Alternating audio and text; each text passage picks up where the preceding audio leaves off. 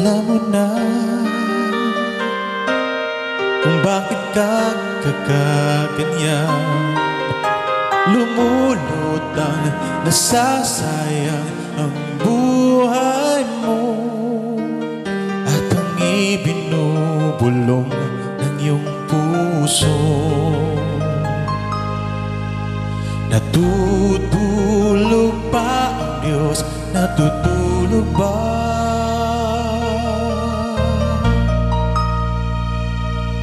At ikaw ay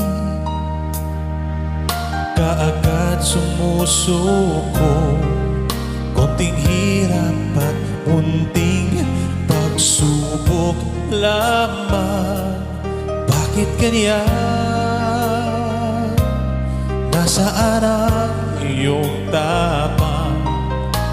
Naduduwag, nawawalan ng pag-asa, at iniisip na natutulog pa. Natutulog pa ang Diyos? Natutulog ba?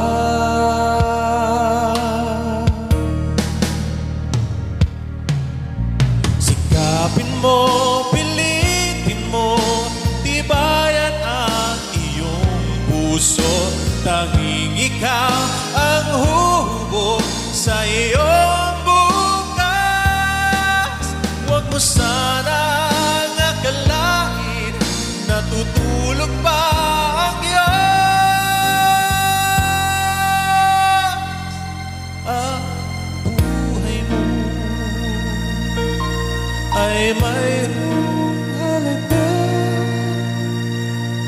sa Kanya.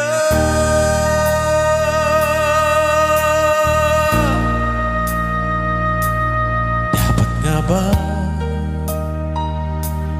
na ikaw ay maghihintay at himugin ka, pilitin ka ng tadhana? Gawin mo na kung ano ang nararapat.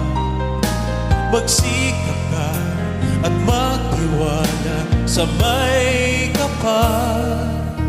Nakahanda ang Diyos umalalay sa'yo.